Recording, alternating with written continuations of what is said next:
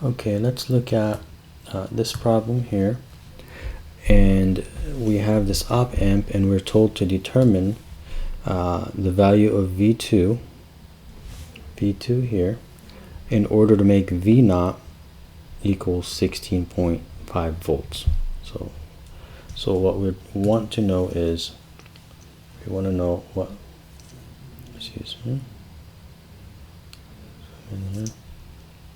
we want to know what V2 is in order for V naught to equal to 16.5 volts. Okay. Alright, so first thing we want to do is we want to be able to recognize that we have three inputs here, all coming into the inverting side of the op amp. And what we notice is that this is a summing amplifier. That's the first thing we want to notice. So this is a summing amplifier.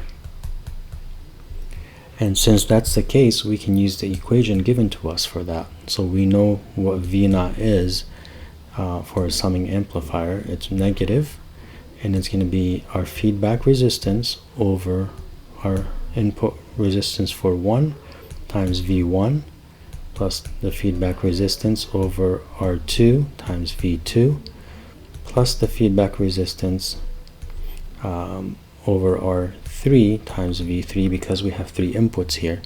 So that's the equation we're dealing with, and now it's simply plugging in the values. We're given all the values here.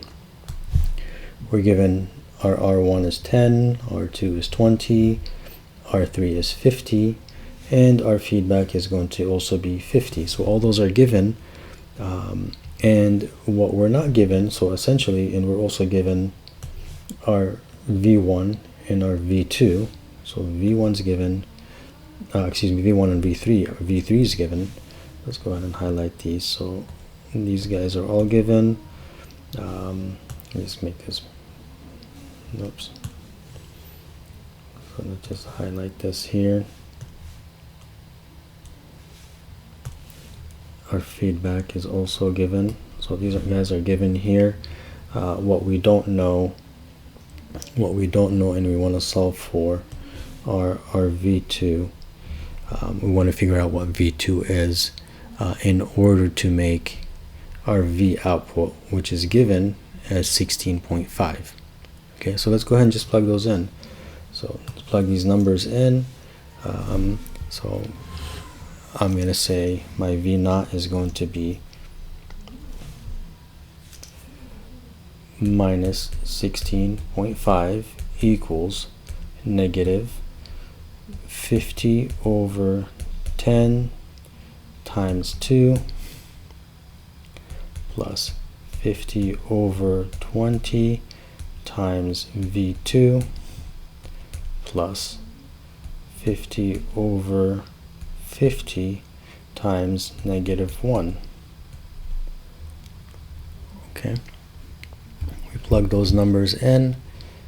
We get minus 16.5 is equal to minus 9 minus 2.5 V2. Alright, and then we rearrange these and we get V2 equals 3 volts.